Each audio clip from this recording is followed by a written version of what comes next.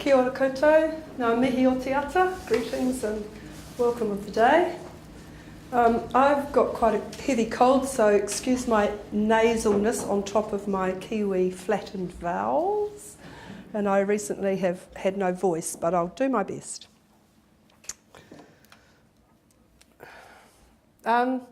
This photograph was taken in 1910, and it is a picture of a farm at the top of the South Island of New Zealand. And in 1979, I was part of a group that formed the Renaissance Trust so that we could, and we did, buy this farm. And in 1979, it looked pretty much the same as this. It was an open pasture land with the Southern Alps behind it, but the house was only 2 years old. When we moved in, the house was being used as a shearing shed and a hay barn, and nobody had lived on this property for 15 years. I had the privilege of moving up onto the land before we actually took possession of it, and I spent 2 months living by myself there while I worked for the people who sold us the property. And during that time, gosh, my notes have disappeared. That's a bit scary. I've just got a new iPad. This is what I lived in. I pitched my army tent and I lived in that. And when I wasn't working, I would wander around this farm in the evenings and the weekends, imagining what was about to happen, because this community was poised to take over this land. And it was an amazing feeling of anticipation and imagination and excitement, because this very quiet, empty grassland was about to be transformed into a community. Well, I lived there for 16 years, and not all of them in that tent, I hasten to add. But in that period of time, this is now an aerial photo, and the boundary runs something like that. You can see how we transformed it. That house you saw is there, with orchards and gardens and fields and houses dotted all around the property. Much more recently, when I started my research for my PhD, I went and visited people of my generation who still live in communities in New Zealand. And I listened to them speaking about the issues they faced and how they've changed over an extended period of time. And a recurring theme that kept coming up was that their communities were ageing, and while young people were visiting, none of them seemed to be interested in committing themselves to membership of those communities. And so this subject is the focus of my paper. I want to present briefly the experiences of 3 New Zealand communities, long-established communities, to demonstrate some of the barriers that exist to young people committing themselves to membership. One of the people I interviewed was called Franz, and he's lived in community for 30 years. He talked about the differences between his generation and the younger generation, and he said, we had an empty canvas. And we had to form community. We could just paint over the canvas with broad strokes. We weren't painting over other people's paintings. And the notion of painting with broad strokes, as opposed to being presented with a painting where everything's already in place, seems to me to epitomise the reasons why young people enjoy visiting and staying in communities but don't seem to commit to them. Of course, this isn't peculiar to the New Zealand situation or the contemporary situation. Bill Metcalf wrote in Australian communities that young people who grew up in communities were not staying, and that most of the communities in Australia tend to have a fairly narrow cohort of people ageing gracefully. Quite like that idea.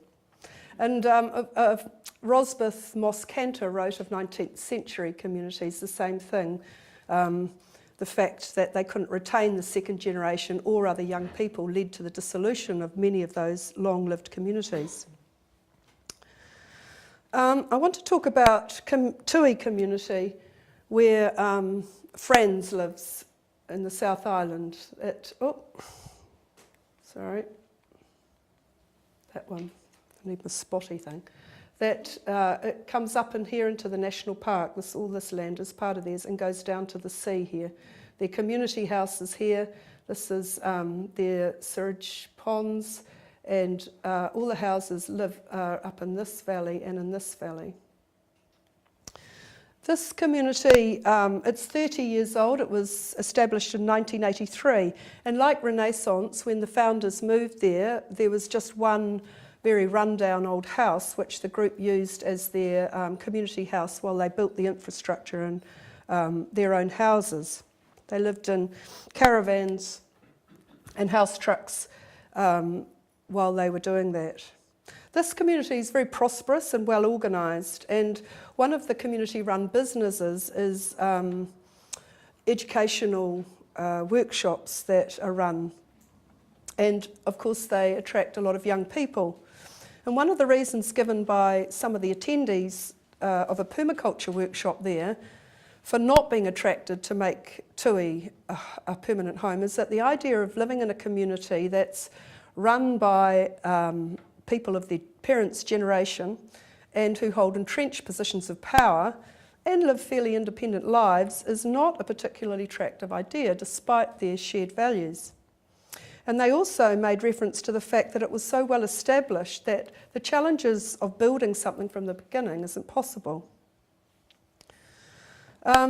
Many stay for a summer, a few weeks, or come as part of the WWOOF, Willing Workers on Organic Farms scheme. A lot of young people are international travellers, and staying in communities gives them a chance to a taste of living in New Zealand, and while they learn new skills associated with living on the land and in a community. And of course, importantly, it's also a very cheap way to live in another country for an extended period of time. There's the community meeting house. It's a dwelling on the community. And that's the ablution block down where they run the permaculture courses. For those who are interested in living at Tui, there are conflicting expectations and attitudes between the established members and them. Franz said of the newcomers, "It feels like they're not willing to input as much as we used to. But of course it's different now. The community's already there and it looks like they don't have to put energy into that. When we came, there was nobody established on the land, so you couldn't say, oh, poor me, I don't have a house. I have to look after myself. Now, when people come, they first look after themselves." Another member, Robina, she's like Franz, she's around 60. She said, "The generation I was raised with had a more do-it-yourself ethos, to give things a go and start from the beginning. Now it's a different era. When young families come and there's not a house to move into, they feel they can't stay." They both, Robina and Franz, both concede that their own material expectations are greater and that they set a benchmark for a standard of living that newcomers expect to enter on the same level as. What's an ablution block? Ablutions, we wash and bathe and ablute. There's a woofer cleaning garlic. I want to turn to another community now, Riverside. Riverside is New Zealand's oldest community. It's past its 70th anniversary. And that is also supporting an ageing population. There's their community centre. Sylvia lived there for 2 years recently with her husband and child. She grew up in communities. She spent her teen years at Tui community. And for her, the frustration of being young, dynamic and energetic amongst a core of ageing members was the frustration of it was too much for her. She said, "I'm an action-oriented person, and being thwarted by other people not being able to compromise or come to a common solution feels like a terrible waste of my energy. It's demoralising because if I see something that needs fixing, I want to go and fix it." From the point of view of established people, I think Peter Koch put it very well when he spoke about Mora Mora. His Australian community, he said, new members come in with a gung-ho attitude, which is terrific for new energy, but it's disruptive. Understandably, they have no sense of history and why things are as they are. After 21 years, there's fatigue at having to go over the same issues again. The older we become as a community, the harder it is for new people to join, as our web of relationships and patterns of community organisation become more established. And I'm now going to talk about Wilderland community, which kind of is the inverse of the two I've just spoken about. It has an entirely young population. Wilderland is on the Coromandel Peninsula of New Zealand, and it turns 50 next year. Yet no one who lives there is over 40, and none of them have lived there for more than 4 years. Wilderland has a long history of hosting visitors. In the 70s, it was very well known as probably New Zealand's most prominent commune for the alternative lifestyle generation. Thousands, many thousands have visited there over the decades. And it's been a place where people have learned the skills of organic horticulture and community living and then moved on. No one apart from Dan and Edith Hanson, who were the founders of that community and bought the land, have stayed permanently. Well, the Hansons are dead now, but in the 1990s they gifted the land to the Wilderland Trust, and some of the current residents are trustees. So in some respects, Wilderland can be considered to be a new community, because between the beginning of 2009 and the end of 2010, it had a complete change of population. It's also been through a fairly serious crisis, having survived a challenge to the Wilderland Trust in the High Court by the Hanson children, and a demand from the local council that they demolish all 13 of their illegal dwellings.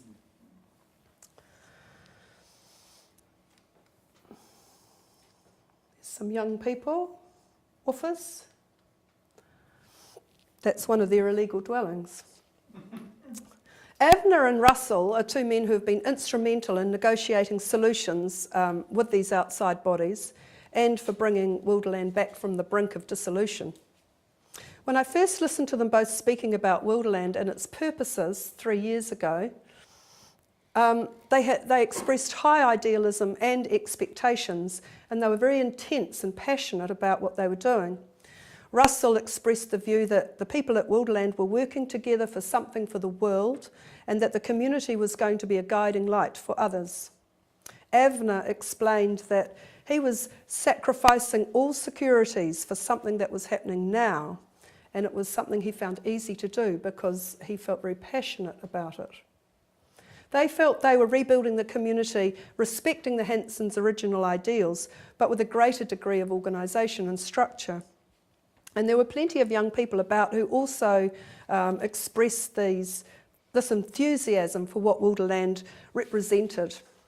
But they almost exclusively had no skills of living in a community and growing things and building things. During my most recent visit, so that house there was, that was Avner's house, and that's Russell's house. During my most recent visit earlier this year, both Russell and Avner appeared exhausted.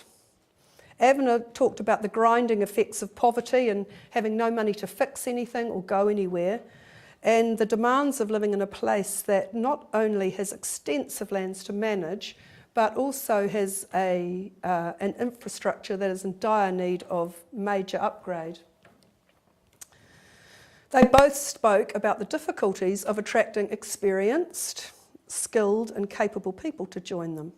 Few older people are visiting Wilderland or expressing an interest in staying there.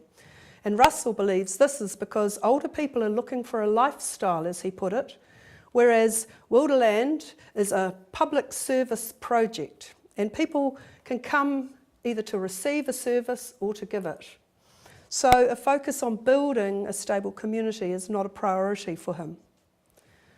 Despite believing they're starting something afresh, the people at Wilderland seem to be perpetuating a long-established culture of insecurity and transience, an only just situation, as Dan Hansen wrote in his journal entries on various occasions.